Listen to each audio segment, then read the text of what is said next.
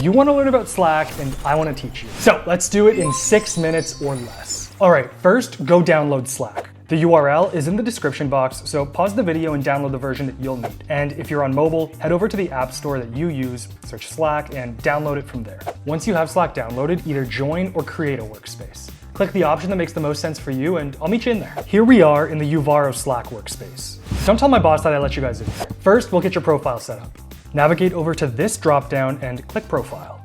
Now this menu will look a little different for you, but the main information you'll want to add is your name, a profile picture, your title, and your time zone, especially if you're like us and work remotely and with people across the country or even across the world. By the way, Slack profile picture dimensions should be somewhere between 512 by 512 pixels and 1024 by 1024 pixels. Next, we'll take a look at the sidebar together. At the top, you'll see ways that messages are categorized. We'll touch on these a little bit later. Underneath, you'll find starred items. These are channels or direct messages that you manually select to be able to access fast and easily. To start a conversation, right-click on it in the sidebar and select Star Channel. I do this for DMs with my manager, teammates I talk to daily, and any channels that are relevant to my specific role. Next are all of the channels that you're currently a part of. You'll notice two different symbols, a hashtag for public channels and a lock for private channels. Public channels are searchable, joinable, and can be read at any time by anyone in the workspace. Private channels, on the other hand, are invite-only and can't be found in search results.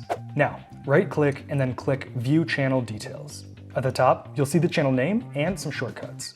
Under that, you'll find information like what the channel is about, who's in the channel, integrated apps within that channel, and the channel's settings.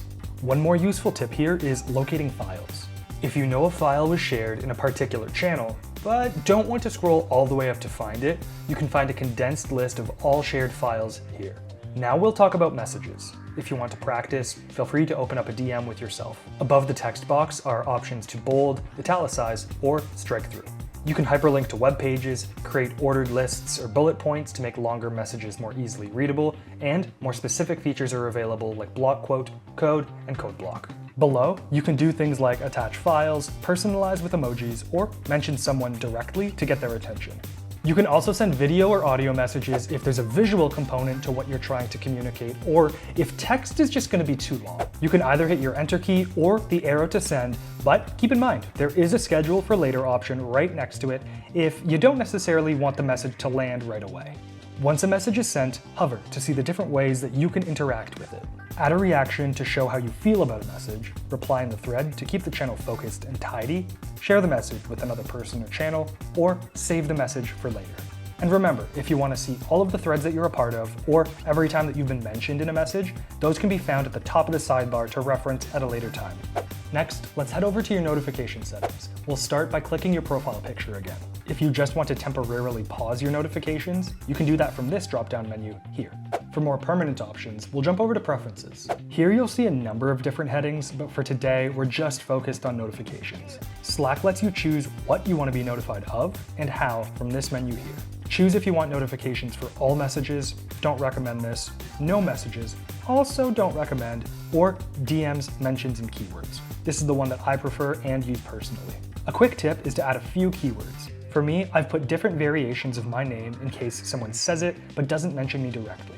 You can also set a notification schedule to help you with work-life balance. Personally, I'd recommend setting your notifications to align with your work hours. And for the Slack user that likes to be a little bit more particular, you can also choose how your notifications sound and how they appear depending on the type of message that you're being sent. So there you have it. You've gone from a complete Slack newbie to understanding how to navigate the platform in just 6 minutes.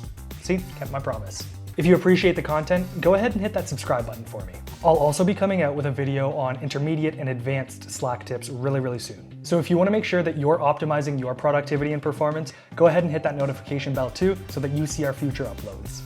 And if you want even more awesome information for your career success journey, like how to use industry-leading tools, one-on-one coaching, and skill development in the form of workshops and courses, why not check us out over at Uvaro.